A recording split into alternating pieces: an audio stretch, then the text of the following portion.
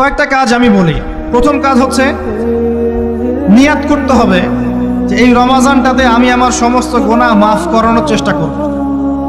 কারণ নবী সাল্লাল্লাহু আলাইহি ওয়াসাল্লাম বলেছেন, সেই ব্যক্তির জন্য ধ্বংস যে ব্যক্তি রমজান মাসকে পেয়েছে কিন্তু তার গুনাহ মাফ করাতে পারে না। কে জানে এটা আমাদের শেষ রমাদান হতে পারে? আল্লাহ না করুক।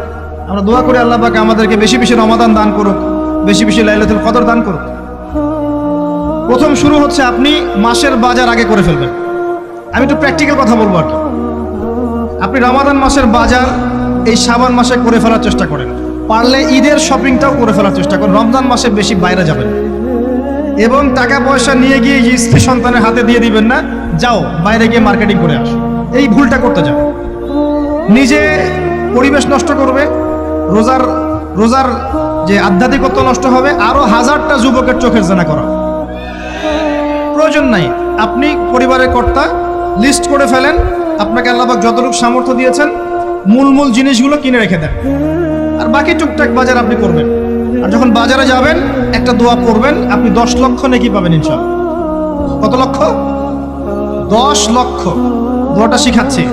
দোয়াটা হচ্ছে লা ইলাহা ইল্লাল্লাহ ওয়াহদাহু লা শারীকা লাহু লাহুল মুলক ওয়া লাহুল হামদ ইউহয়ী ওয়া ইউমীত ওয়া হুয়া হাইয়্যুন লা ইয়ামুত বিয়াদিহিল খায়রু কুল্লুহু ওয়া হুয়া আলা কুল্লি শাইইন কাদির। একবার পড়লে 10 লক্ষ নেকি পাবেন বাজারে গিয়ে। কেন পাবেন? কারণ বাজার সবচেয়ে নিকৃষ্ট জায়গা, যেখানে গেলে মানুষ আল্লাহকে স্মরণ করে না। সেখানে গিয়ে আপনি আল্লাহকে স্মরণ করেছেন, এই জন্য আল্লাহ পাক ডেকে দিবেন ইনশাআল্লাহ।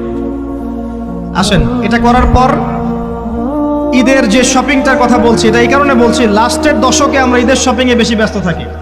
এতে করে লাইলাতুল কদরটা আমরা হারিয়ে ফেলি। লাস্টের দশক আমরা হয় ইতিকাফ করব, না হলে বাসায় নামাজ পড়বো, পরিবারবর্গকে নিয়ে রাত জাগবো। পারা যাবে ইনশাআল্লাহ? তারাবির নামাজ তো পড়বোই ইনশাআল্লাহ জামাতে। এবং আপনি 20 পড়েন আর 8 পড়েন, আপনি নামাজের কোয়ালিটিটাকে ভালো করার চেষ্টা করেন, নামাজের কোয়ালিটিটাকে বেস্ট করেন। ধীরে ধীরে তেলাওয়াত করেন, ধীরে ধীরে রুকু সেজদা করেন, নামাজটাকে এনজয় করেন। সময় নিয়ে, টাইম নিয়ে, 2 ঘন্টা সময় লাগুক, 3 ঘন্টা সময় লাগুক, এনজয় করে নামাজ পড়েন। আল্লাহ পাক তৌফিক দান করুন। এরপর শেষ রাতে আবার ওঠেন, পরিবারবর্গকে নিয়ে নামাজে দাঁড়ান, একসাথে জামাত করে নামাজ পড়েন, পরিবারে নফল নামাজ পড়েন, বাসায় বরকত হবে ইনশাআল্লাহ। রাত জাগেন, বেশি বেশি দোয়া করেন, একটু তেলাওয়াত করেন, একটু জিকির করেন, তাসবিহ তাহলিল করেন, রাতটা কাটিয়ে দেন। শেষের দশকে মার্কেটে ঈদের শপিং করতে যায় না। ঈদের খুশি আছে, ঈদের আনন্দ আছে, ঈদে ভালো পোশাক পরবো, সব ঠিক আছে। এই খুশি কাদের জন্যে? কদ আফলাহা মান তাযাক্কা ওয়া যাকারা ইসমা রাব্বিহি ফাসাল্লা।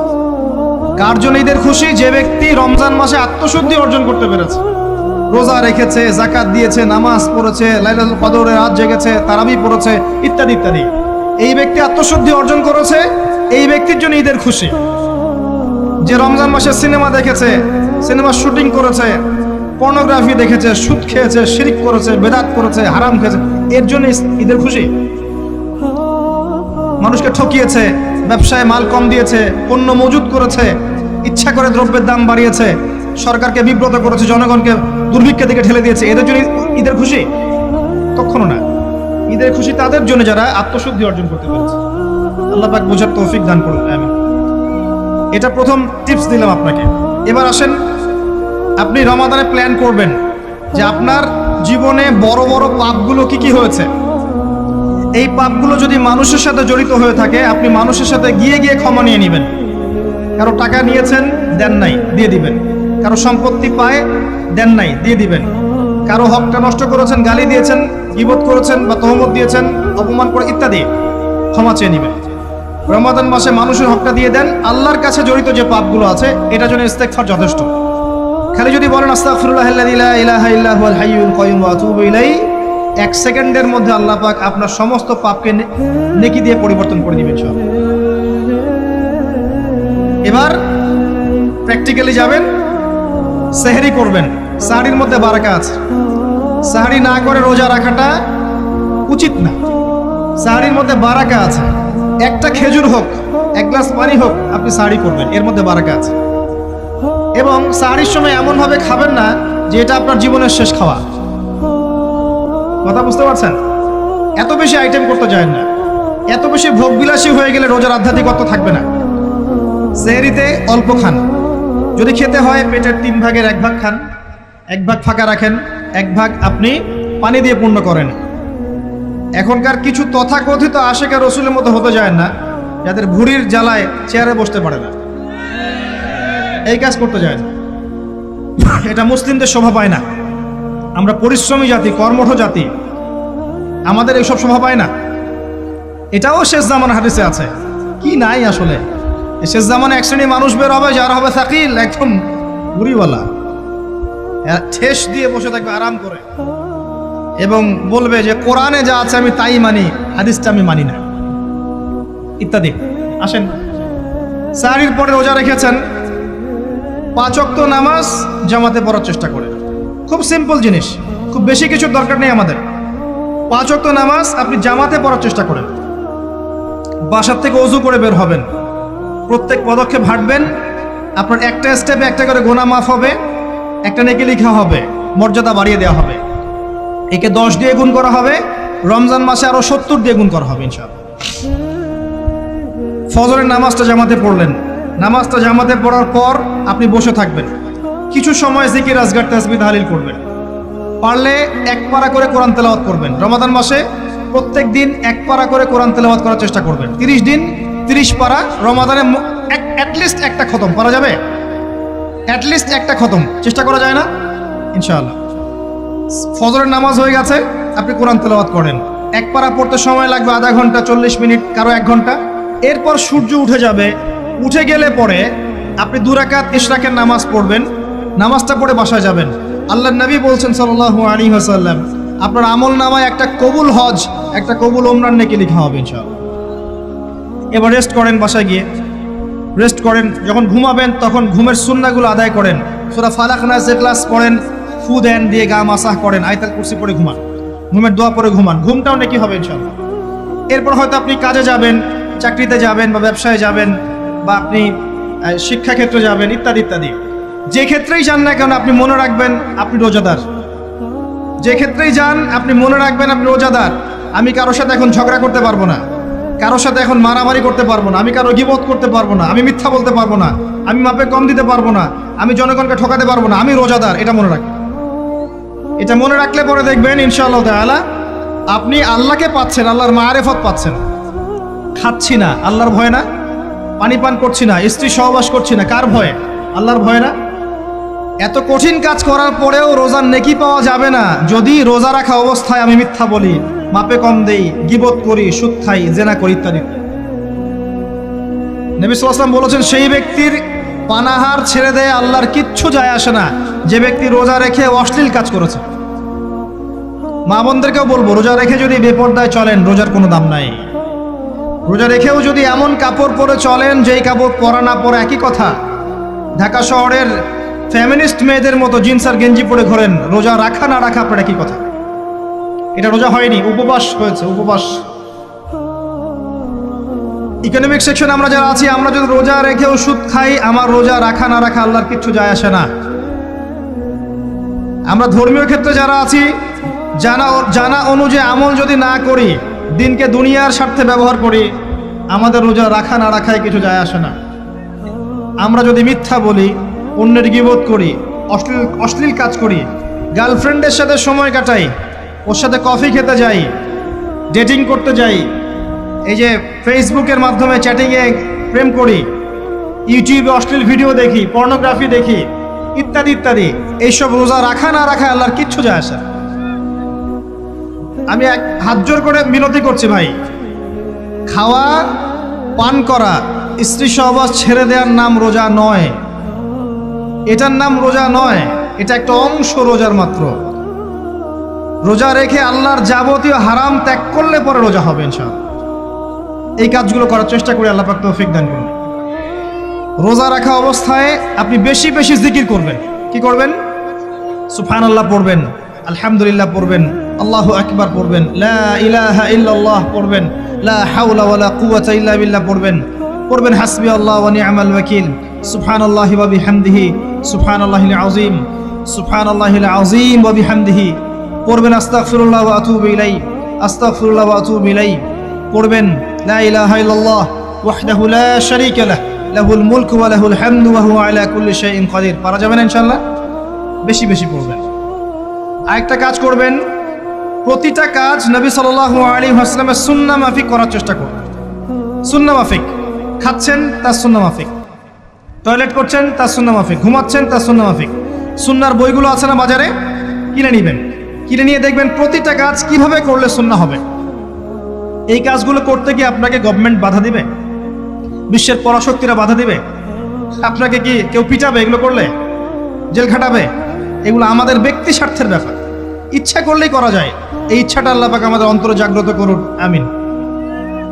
একটা কাজে কথা বলবো, নর্মালি আমরা ফরজগুলোতে বেশি ফোকাস করি, ফরজ ওয়াজিবে। রমজান মাসে সুন্নত মোস্তাহাবেও ফোকাস করতে হবে। রমাদানে একটা নফল আপনাকে ফরজের নেকি দিয়ে দিবে ইনশাল্লাহ, রমাদান একটা সুন্নাহ আপনাকে ফরজের নেকি দিবে ইনশাল্লাহ। তো রমজান মাসে শুধু ফরজ নয়, একটু সুন্নাহ সালাতগুলো, নফল সালাতগুলো একটু বেশি বেশি পড়ার চেষ্টা করি, আল্লাহ পাক তৌফিক দেন। স্পেশালি একটা কাজ করার চেষ্টা করতে পারি, ওযু যখন ভেঙে যায়, টয়লেট করলেন ওযু ভেঙে গেল, সাথে সাথে হালকা করে ওযু করে ফেলার চেষ্টা করে, সবসময় পবিত্র থাকার চেষ্টা করে। বেলাল আল হাবাশি নাম শুনেছেন? রাদিয়াল্লাহু আনহু। নবী সাল্লাল্লাহু আলাইহি ওয়াসাল্লাম বলছেন, আমি যখনই জান্নাতে গিয়েছি বেলাল তোমার পায়ের শব্দ শুনেছি। সুবহানাল্লাহ। যেই বেলালকে উত্তপ্ত মরুভূমিতে শুইয়ে নির্যাতন করা হচ্ছে, সেই বেলাল বলছেন আহাদুন আহাদ। সেই বেলাল রাদিয়াল্লাহু আনহুর নামে শানে সূরা নাজিল হচ্ছে কুল হুয়াল্লাহু আহাদ। ওই বেলাল রাদিয়াল্লাহু আনহুকে নবী সাল্লাল্লাহু আলাইহি ওয়াসাল্লাম বলছেন, যখনই জান্নাতে যাই তোমার পায়ের আওয়াজ শুনি, তুমি কি এমন আমল করো যার কারণে এই মর্যাদা তোমার? বেলাল রাদিয়াল্লাহু আনহু বলছেন, আমি তো স্পেশাল তেমন কোনো আমল করি না, আপনারা যা করেন আমিও তাই করি, তবে আমার যখনই ওযু ভেঙে যায় আমি ওযু করি, আর আমি ওই ওযু দিয়ে 2 রাকাত নামাজ পড়ি। এটাকে তাহিয়াতুল ওযুর নামাজ বলে। রমজান মাসে করার চেষ্টা করি, আল্লাহ পাক তৌফিক দান করুন।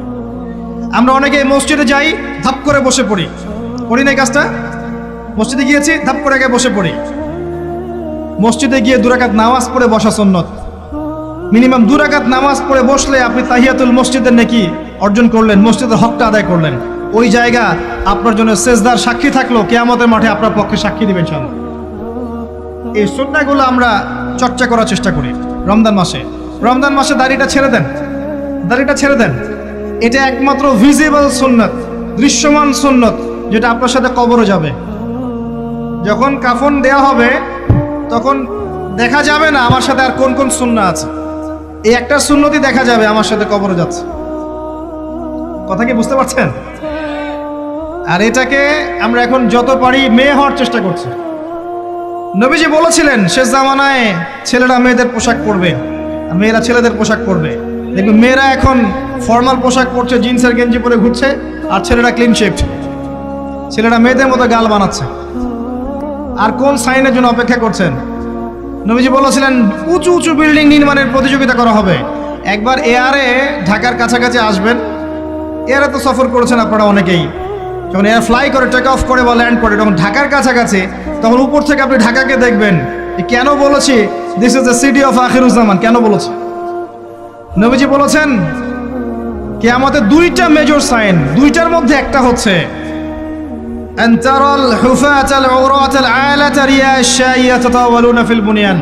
যখন সমাজের দরিদ্র শ্রেণীর মানুষেরা, যাদের পায়ে স্যান্ডেল ছিল না, গায়ে কাপড় ছিল না, এরা উঁচু উঁচু বিল্ডিং নির্মাণের প্রতিযোগিতা করতে থাকবে, ফান্তাজিরিস সাআহ, তখন কিয়ামতের অপেক্ষা করতে থাকবে। আজকে থেকে 100 বছর আগে ছিল এগুলা? 200 বছর আগে ছিল? সুবহানাল্লাহ। আর কোন সাইনের জন্য অপেক্ষা করছেন? তিনি বলেছেন শেষ জামানায় women will dressed but still they will be naked। মহিলারা কাপড় পরবে, তারপরেও তারা নগ্ন থাকবে। আপনি ঢাকার শপিং মলে যান, আপনি দেখেন। আর কোন সাইনের জন্য অপেক্ষা করছেন? শুধু ঢাকা কেন, গ্রামগঞ্জে ছড়িয়ে পড়েছে এগুলো, এখন গ্রামেও ছড়িয়ে পড়েছে। গ্রামে আরো বেশি দেখা গেছে মাশাআল্লাহ। গ্রামে গিয়ে আমরা হতভাগ, সুবহানাল্লাহ। গ্রামের মেয়েগুলা, গ্রামের মেয়ে ঢাকা শহরের মেয়েকে পার করে ফেলেছে। বাদ দেন, ওইদিকে না যাই, ডিফারেন্ট টপিক। আমরা রমাদান মাসের সুন্নাহগুলো আমল করার চেষ্টা করি। তাহিয়াতুল মসজিদ আমল করার চেষ্টা করেন, তাহিয়াতুল ওযু আমল করার চেষ্টা করেন, বেশি বেশি জিকির করেন। এবার আসেন রমাদানে জাকাত হিসাব করবেন। জাকাত, আপনার জাকাত হিসাব করেন কত টাকা জাকাত এসেছে। জাকাতের হিসাব জানেন তো? হ্যাঁ, 7.5 ভরি স্বর্ণ, রৌপ্য কত? 52.5 তোলা। আপনার এই চাষাবাদের ওসর আসে, ব্যবসায়িক পণ্য থাকলে, সঞ্চিত সম্পদ থাকলে সব কিছু হিসাব করে মুফতি সাহেব আছেন, কওমি মাদ্রাসার আলেমদের কাছে যাবেন, জাকাতের ক্যালকুলেশন করে নেবেন যে আমার এত টাকা জাকাত এসেছে। এভাবে জাকাতটা রমজান মাসে দিয়ে দেওয়ার চেষ্টা করেন। জাকাত যদি আমরা না দেই, একটা শাস্তি শুনে রাখেন, আল্লাহ পাক এই সম্পদগুলোকে একত্রিত করে গলাবেন, গলিয়ে কপালে, গালে আর এই যে পিঠে লেপটে দিবেন, বলেন নাউজুবিল্লাহ। এবং এটা একটা সাপের আকৃতি ধারণ করবে, সাপ গলায় পেঁচানো থাকবে, কপালে দংশন করতে থাকবে, বলবে আমি তোমার মাল সাত ভোগ করো, আমি তোমার মাল সাত ভোগ করো। কবর এটা হবে, আমরা চোখে না দেখলে ওটা সত্য। নবীজি দেখে এসেছে মেরাজের রাতে এগুলা। এরপরে জাকাতের একটা সুবিধা আছে, এটা আমরা বুঝাতে পারি না। জাকাত ইসলামিক ইকোনমিক্সের বেইস। জাকাত ধনীর সম্পদে গরিবের হক। যে গরিবের কাছে টাকা পয়সা নাই, আপনার টাকা ওর হাতে চলে যাবে, ও খেয়ে পরে বাঁচতে পারবে, এটাই জাকাত। বুঝতে পারছি? জাকাতটা না দেন, ও আস্তে আস্তে আস্তে আস্তে আরো দরিদ্র হতে থাকবে। এর উপর আবার সুদ আছে, আবার পেপার মানিও আছে। জাকাতগুলো দিয়ে দেন, আল্লাহর ওয়াস্তে জাকাত দিয়ে। অনেক মুসলিম আছে আমরা নামাজ পড়ে জাকাত দেই না। অনেক মুসলিম আছে জাকাত দেয় না, নামাজ পড়ে। জাকাত অস্বীকারীদের বিরুদ্ধে আবু বকর সিদ্দিক রাদিয়াল্লাহু আনহু যুদ্ধ করেছিলেন।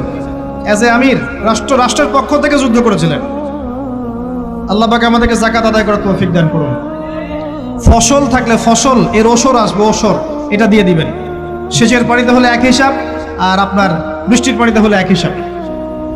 রমজান মাসে বেশি বেশি দান সাদাকা করবেন, বেশি বেশি মানুষকে দান সাদাকা করেন।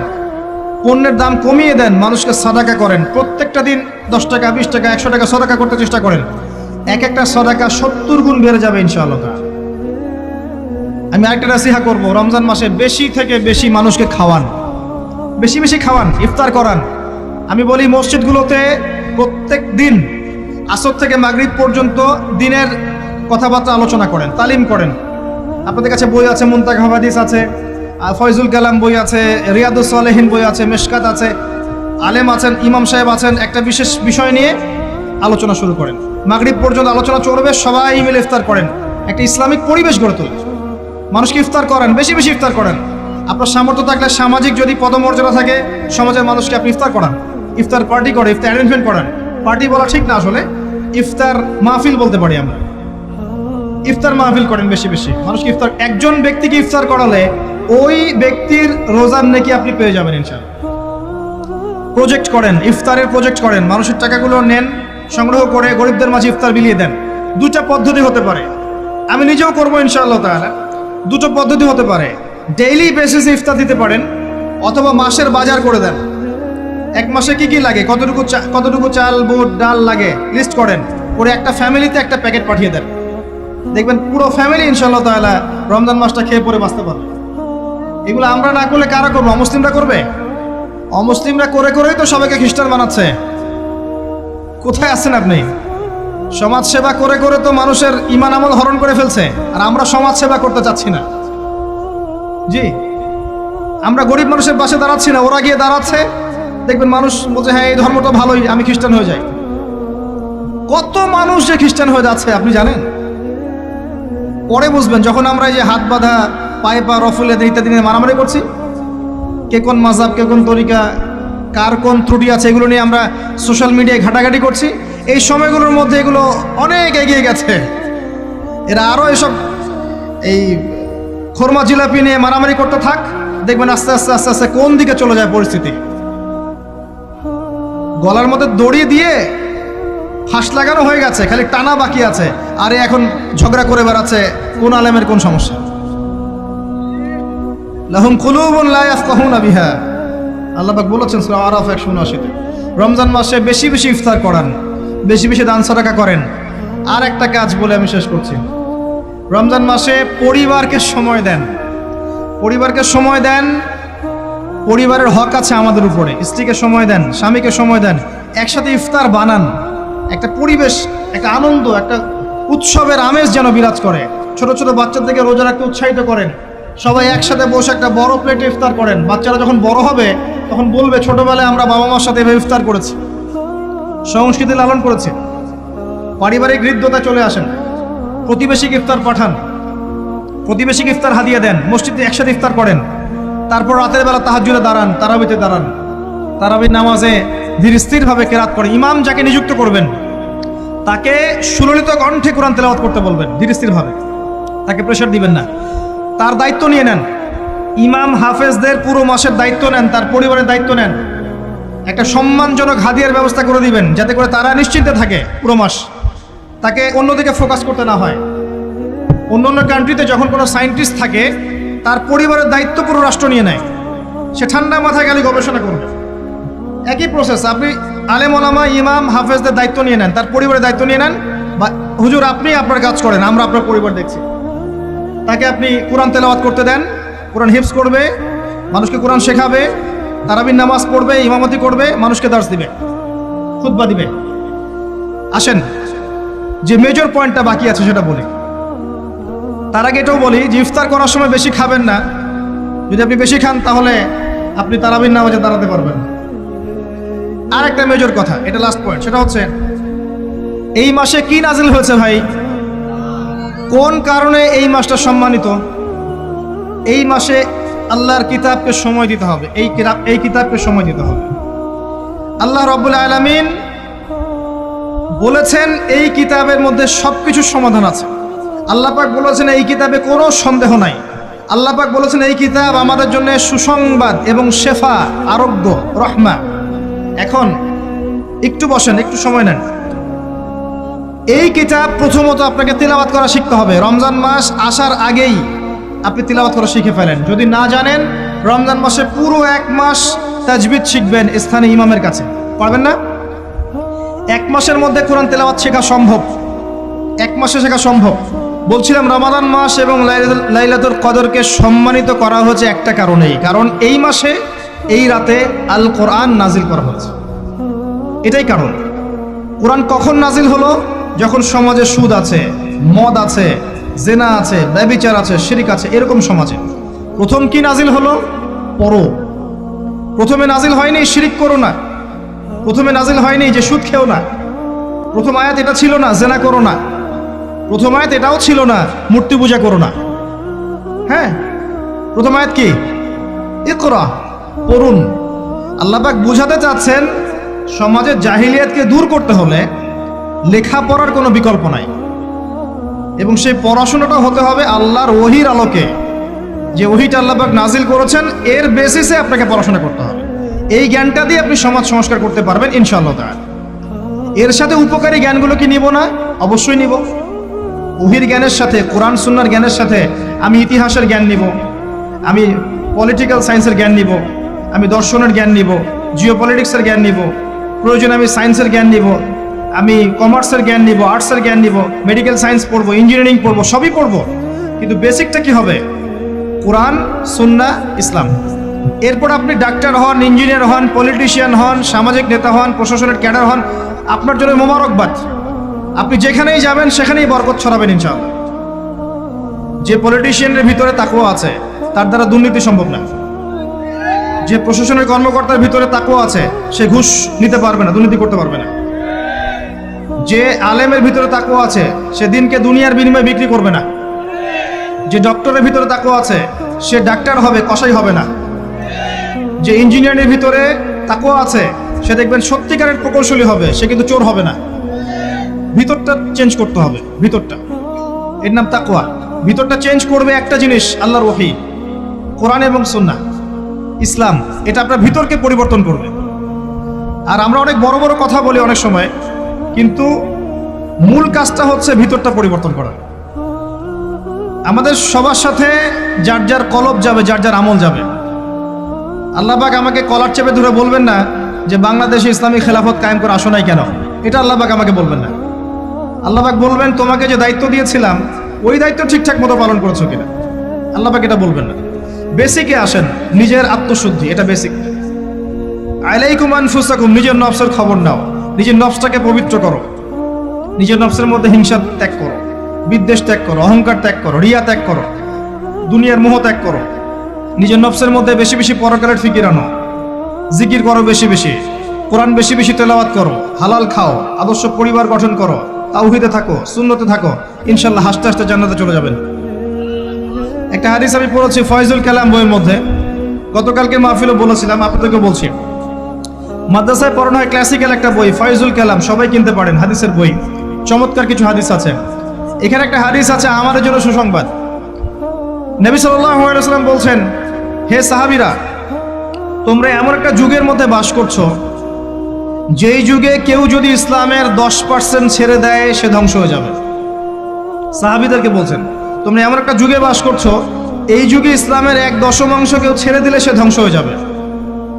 কিন্তু তোমাদের পরে এমন একটা যুগ আসবে যেই যুগে মানুষ যদি 1/10 ধরে রাখতে পারে, 10% ধরে রাখতে পারে, তাহলেই নাজাত পেয়ে যাবে ইনশাআল্লাহ। আমরা সেই যুগে আছি না? আমাদের চতুর্দিকে ফিতনা নয় কি? আপনার ঘরে ফিতনা, সমাজে ফিতনা, ইকোনমিক্সে ফিতনা, রাষ্ট্রে ফিতনা, বিশ্বে ফিতনা, ধর্মে ফিতনা, সবখানেই ফিতনা, ফাসাদ। আমরা সেই যুগের মধ্যে বাস করছি।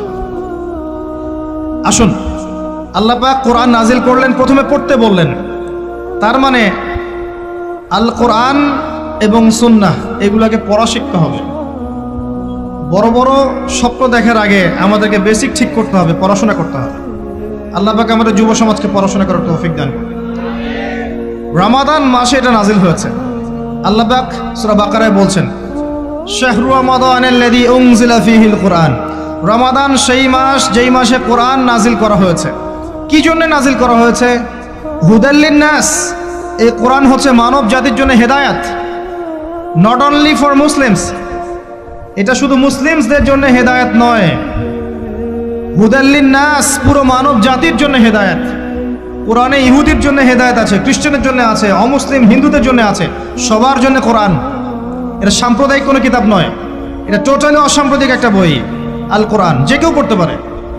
এটা কারো পৈতৃক সম্পত্তি নয় যে একটা শ্রেণীর মানুষই পড়বে, বাকিরা পড়বে না। সবাই পড়বে ইনশাআল্লাহ তাআলা। এটা আল্লাহর কিতাব, আল্লাহর কালাম। হুদাল লিন-নাস ওয়া বাইয়িনাতিন মিনাল হুদা। এটা হচ্ছে সত্য মিথ্যার মানদণ্ড, বাইয়িনাত, সুস্পষ্ট মানদণ্ড। আর কি ওয়াল ফুরকান, প্রমাণ, হুজ্জাত, দলিল। এটা আল্লাহ পাক কোরআন সম্পর্কে বলছেন। আরেকটা জায়গায় চলে যাই, চলেন সূরা নাহল এর 89 নম্বর আয়াতে চলে যান। আল্লাহ পাক বলছেন, ওয়া নাযালনা আলাইকাল কিতাব। হে নবী, আমি আপনার প্রতি এমন একটা কিতাব নাজিল করেছি, অর্থাৎ আল কোরআন। ওয়া নাযালনা আলাইকাল কিতাব তিবয়ানান লিকুল্লি শাই, যেই কিতাবটা প্রত্যেকটা বিষয়ের ব্যাখ্যা। আপনি কি আমার কথা শুনতে পারলেন?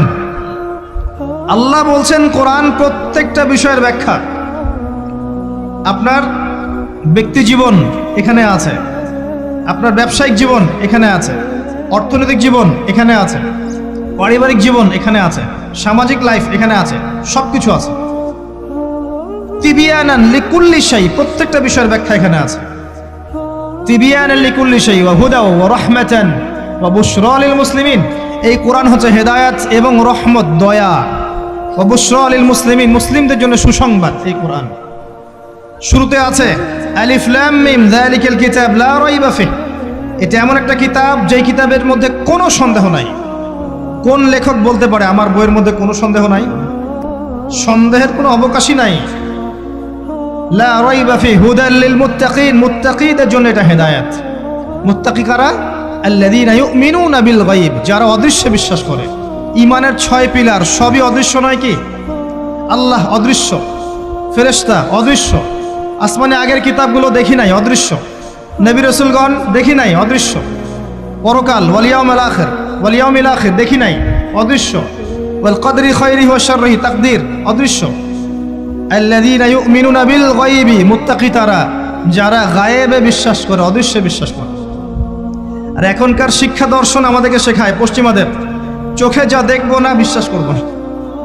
হ্যাঁ, তাদের দর্শন এরকম, যুক্তি দিয়ে প্রমাণ করতে পারবেন না, বিশ্বাস করবো না। বৈজ্ঞানিক ব্যাখ্যা দিতে পারবেন না, বিশ্বাস করবো না। সায়েন্টিফিক্যালি প্রুভড হতে হবে, তারপর বিশ্বাস করব। অনেক সময় দেখা যায় মুসলিমরাও এর গোলক ধাঁধায় পড়ে যায় এবং বলে নামাজের উপকারিতার সায়েন্টিফিক ব্যাখ্যা বলেন, তারপর নামাজ পড়ব। নামাজের সায়েন্টিফিক ব্যাখ্যা লাগবে, তারপর নামাজ পড়বেন? আল্লাহ পাক বলেছেন ইয ক্বালা লাহু রাব্বুহু আসলিম ক্বালা আসলামতু লিরাব্বিল আলামিন। আল্লাহ পাক ইব্রাহিমকে বলেছেন আলাইহিস সালাম আত্মসমর্পণ করো, যখনই বলেছেন তখনই করেছেন। যখনই আল্লাহ পাক বলেছেন আত্মসমর্পণ করো, তিনি বলেছেন আসলামতু লিরাব্বিল আলামিন, আমি আত্মসমর্পণ করলাম। বাচ্চাকে জবাই করো, জিজ্ঞেস করেননি এর পিছনে বিজ্ঞান কি, যুক্তি কি আর দর্শন কি? স্ত্রীকে রেখে আসো ওই জনমানব শূন্য জায়গায়, জিজ্ঞেস করেন নাই কারণ কি, রিজন কি, যুক্তি কি, বিজ্ঞান কি, দর্শন কি? আল্লাহ বলেছেন সামিআনা ওয়া আতা'না, এর নাম ইসলাম। আল্লাহর আদেশ যেখানে এসে যাবে এখানে যুক্তি বিজ্ঞান দর্শনের প্রয়োজন নাই। এই কনসেপ্টে আপনাকে মৌলবাদী হতেই হচ্ছে, কিছু করার নাই, কারণ মৌলিক বিষয় আপনাকে মেনে চলতে হবে। হ্যাঁ, প্রত্যেকটা বিষয়কে আপনি ব্যাখ্যা করতে পারবেন যদি সেই জ্ঞান আপনার কাছে থাকে, কিন্তু যুক্তি বিজ্ঞান দর্শনের সীমাবদ্ধতা আছে, সবকিছুর ব্যাখ্যা করতে পারে না।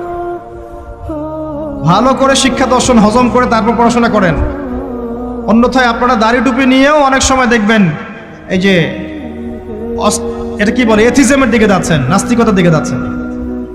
আসেন মূল জায়গায় আসি।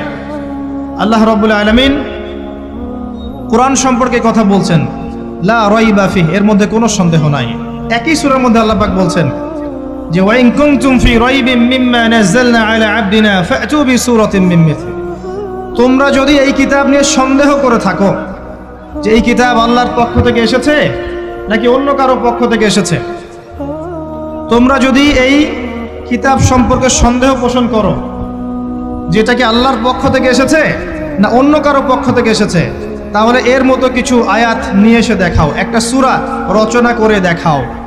ওয়াদউ শুহাদাকুম মিন দুনিল্লাহি ইন কুনতুম সাদিকিন, তোমাদের যত সাক্ষী আছে, সহকর্মী আছে, তোমাদের সাপোর্ট দেওয়ার মতো যারা যারা আছে সবাইকে ডেকে নিয়ে আসো, এনে এই কোরআনের মতো একটা সূরা রচনা করে দেখাও যদি সন্দেহ পোষণ করে থাকো। আল্লাহ এর পরে বলছেন ওয়া ইল্লাম তাফআলু, তোমরা যদি এটা করতে না পারো, ওয়ালাম তাফআলু, কোশ্চেন কালেও পারবে না। তোমরা যদি এটা করতে না পারো, মানে একটা সূরা রচনা করতে না পারো, এরকম কোন কিতাব রচনা করতে না পারো, একটা আয়াতও রচনা করতে না পারো, তাহলে জেনে রাখো ফাত্তাকুন নার আল্লাতী ওয়াকুদুহা আন-নাস ওয়াল হিজারা, সেই আগুনকে ভয় করো যার ইন্ধন হবে মানুষ এবং পাথর। উইদ্দাত লিল কাফিরিন, যা কাফেরদের জন্য প্রস্তুত করা হয়েছে। আল্লাহ পাক এই কোরআনটা নাজিল করেছেন কোন মাসে ভাই? রমাদান মাসে। আসেন প্রথমে বলে নেই আমরা রমাদানকে কিভাবে পালন করার চেষ্টা করব, এরপরে আসছি রমাদানকে কেমন করে কোরআনময় করবেন। এই দুটো পয়েন্ট। এক নাম্বার, হতে পারে এই রমাদান আপনার জীবনের শেষ রমাদান হতে পারে। শয়তান আপনাকে তিনটা ধোঁকা দিতে পারে। শয়তান আপনাকে বোঝাতে পারে আপনি অনেক জানি, আমার জানার দরকার নাই। শয়তান বোঝাতে পারে আমার বয়স হয়ে গেছে, আমার দ্বারা হবে না। শয়তান বোঝাতে পারে আমার অনেক সময় পড়ে আছে, পরে শিখে নিব। আল্লাহর ওয়াস্তে শয়তানের ধোঁকায় পড়বেন না। এই মাসে কোরআন শেখেন, কে জানে আপনি আগামী মাস পান কিনা। কোরআন শিখে নেন, রমজান মাসে তেলাওয়াত করে শিখে নেন, কি পাবেন। কয়েকটা হাদিস বলছি, নবী সাল্লাল্লাহু আলাইহি ওয়াসাল্লাম বলেছেন এই কোরআন আপনার পক্ষে দলিল হবে অথবা বিপক্ষে দলিল হবে। হুজ্জাতুন লাকা ওয়া আলাইক, আপনার জন্য শাফিউল লিআসহাব, এটা সুপারিশকারী হবে আপনার জন্য। প্রত্যেক হরফে আপনি 10টা করে নেকি পাবেন। কোনোদিনও আমি বলি নাই কোরআন তেলাওয়াত করলে নেকি হবে না। এই যে কাটছাট ভিডিও দেখলে আলেম ওলামাও ভুল মেসেজ পায়, এবং দেখা যায় একজন বরেণ্য আলেম হয়েও ভুল কথা বলতে শুরু করে। এই জন্যই বলি এর ক্ষতিকর দিক কত। মূল বিষয় তার নখদর পড়ে নাই, একটা কাটছাট ভিডিও দেখেছে, দেখেই কথা বলা শুরু করলো। কিন্তু সে আলেম, তার জানা উচিত কাফা বিল মারই কাযিবান ওয়া হুয়া ইয়াকুল কুল্লামা সামিআ, একজন মানুষের জন্য মিথ্যাবাদী হওয়ার জন্য এতটুকু যথেষ্ট, যা শুনলাম যাচাই বাছাই না করেই প্রচার করলাম। ইয়া আইয়ুহাল্লাযীনা আমানু ইন জাআকুম ফাসিকুম বিনাবাইন ফাতাবায়ানু, কোনো ফাসিক যদি কোনো খবর নিয়ে আসে সেটা আগে তথ্য যাচাই করো, তারপরে কথা বলো। ইজতানিবু কাসীরাম মিনাজ যন, বেশি বেশি অনুমান থেকে বেঁচে থাকো। ইন্না বা'দা যন্নি ইসম, এগুলো আমরাই ভুলে যাচ্ছি এখন। আমি বলছি বারবার, স্পষ্ট করে বলছি, কোরআন তেলাওয়াত করলে প্রত্যেক হরফে 10টা করে নেকি হবে। এবং কোরআন তেলাওয়াত করলে আপনার জীবনে বরকত আসবে, রিজিকে হায়াতে বরকত আসবে, আপনার কলবে আল্লাহর নূর আসবে ইনশাআল্লাহ তাআলা। কোরআন আপনার পক্ষে সাক্ষী দিবে, আপনার পক্ষে দলিল হবে, হুজ্জা হবে ইনশাআল্লাহ। প্রত্যেক হরফে 10 নেকি। তবে তবে শুধু তেলাওয়াত করলেই আমি কোরআনের অর্থগুলো বুঝতে পারবো না, আর অর্থগুলো না বুঝলে আমি কোরআনে আল্লাহর মৌলিক মেসেজগুলো ধরতে পারবো না, ধরতে না পারলে সেই মেসেজগুলোর উপর আমল করতে পারবো না। এই কারণে কোরআনের অর্থটা বোঝা জরুরি, এর ভাষা শেখা জরুরি, কারণ আদেশ নিষেধ আমাকে মানতে যেতে হবে। এবং কোরআন গবেষণা করতে হলে অবশ্যই অর্থ জানতে হবে, ভাষা শিখতে হবে, এর তাদাব্বুর তাফাক্কুরে ডুবে যেতে হবে, যেটা শুধুমাত্র তেলাওয়াত করা সম্ভব নয়। এটা বোঝাতে চেয়েছে। এর চেয়ে পরিষ্কার করে কি বলতে পারি বলেন? সুবহানাল্লাহ। আল্লাহ পাক আমাদেরকে বোধ শক্তি দান করুন। আল্লাহর ওয়াস্তে রমজান মাসে ভাই কোরআন তেলাওয়াত বাড়িয়ে দেন। যারা হাফেজ আছেন এই মাসে হিফজ চর্চা করবেন। আমার জন্য দোয়া করেন যেন আমি এই মাসে পুরোটা হিফজ করতে পারি। হিফজ চর্চা না করতে করতে অনেকটা ভুলেই যাচ্ছি। আসলে নবী সাল্লাল্লাহু আলাইহি ওয়াসাল্লাম বলেছেন, চর্চা না করলে কোরআন এত দ্রুত কলব থেকে বের হয়ে যায় যে একটা উটকে যদি ছেড়ে দেন সে যত দ্রুত চলে যাবে। আমাদের জন্য, আমার জন্য দোয়া করবেন যাতে কোরআনের হকটা আদায় করতে পারি। আল্লাহ পাক তৌফিক দান করুন, আমিন। এবং যারা হাফেজে কোরআন তাদের উচিত আরবি ভাষা এবং সাহিত্য জেনে তাফসিরগুলো পড়ে কোরআনের আয়াতগুলো কিনে একটু গবেষণা করা, আয়াতগুলো বোঝার চেষ্টা করা, আল্লাহ পাক কি বলেছেন কোরআনের মধ্যে বোঝার চেষ্টা করা, এগুলো জনগণকে বোঝানো। এবং এটা বোঝাতে আপনি উগ্র হবেন না, চরমপন্থী হবেন না, আক্রমণাত্মক হবেন না। আমরা কেউ কারো শত্রু নই, আমরা সবাই সবার বন্ধু, সবাই সবার ভাই। আমরা সবাই সবার ভাই, এক উম্মাহ, ওয়ান উম্মাহ নেশন। তাই আমরা কোরআনের মৌলিক মেসেজগুলো যুগোপযোগীভাবে সবার সামনে তুলে ধরবো, উপস্থাপন করব, মানার জন্য ফোর্স করব না। যাকে আল্লাহ পাক হেদায়েত দিবেন সে মানবে ইনশাআল্লাহ, যাকে আল্লাহ পাক হেদায়েত দিবেন না সে মানবে না, তার হিসাব সে দিবে, আমার কোনো দায় দায়িত্ব নেই। আর সর্বশেষ কথা হচ্ছে, আল কোরআন এর মধ্যে অনেক আদেশ এবং নিষেধ আছে। রমজান মাসে আমরা যদি কোরআন পড়ি আর বুঝি কিন্তু কোরআনের আদেশ আর নিষেধগুলোকে ফলো না করি, না মেনে চলি, তাহলে আদতে কোরআনের হকটা আদায় হচ্ছে না। এবং এই কোরআনের মেসেজ আমাদেরকে মুসলিম অমুসলিম সবার দ্বারে দ্বারে পৌঁছে দিতে হবে ইনশাআল্লাহ তাআলা। যেভাবে কোরআনের দাওয়াতের ফলে, হাদিসের দাওয়াতের ফলে নবী সাল্লাল্লাহু আলাইহি ওয়াসাল্লাম আইয়ামে জাহিলিয়াতের সেই জাহিলিয়াতকে দূর করে আলোকিত সমাজ প্রতিষ্ঠা করেছিলেন, ইনশাআল্লাহ এখন আজও সম্ভব এই কোরআন সুন্নাহর দাওয়াতকে দিয়ে আজকের সমাজে চলমান জাহিলিয়াতগুলোকে দূর করে আলোকিত বাংলাদেশ প্রতিষ্ঠা করা। আল্লাহ পাক আমাদেরকে তৌফিক দান করুন, আমিন। আমি আমার আলোচনা এখানে শেষ করছি, আজকে আর লম্বা করছি না। আপনারা কষ্ট করে এসেছেন, বসেছেন, আলোচনা শুনেছেন, আদবের সাথে বসেছেন, শৃঙ্খলা রক্ষা করেছেন। আমরা দোয়া করি আল্লাহ পাক আপনাদের সবার নেক হায়াত, হালাল রিজিকে আল্লাহ পাক প্রশস্ত করুন। আমাদের সবাইকে আল্লাহ পাক রমজানে পৌঁছে দিন, রমজানে বেশি বেশি রোজা রাখার তৌফিক দান করুন। রমজান মাসে আমাদেরকে আল্লাহ পাক যাকাতগুলো দিয়ে দেওয়ার তৌফিক দান করুন, বেশি বেশি জিকির আজগার করার তৌফিক দান করুন, কোরআনের হকগুলো আদায় করার তৌফিক দান করুন, প্রত্যেক দিন এক পারা করে কোরআন পড়ার তৌফিক দান করুন। এবং আমাদের পরিবার বর্গগুলোকে আল্লাহ পাক হেদায়েত দান করুন। আল্লাহ রাব্বুল আলামিন আমাদের প্রশাসন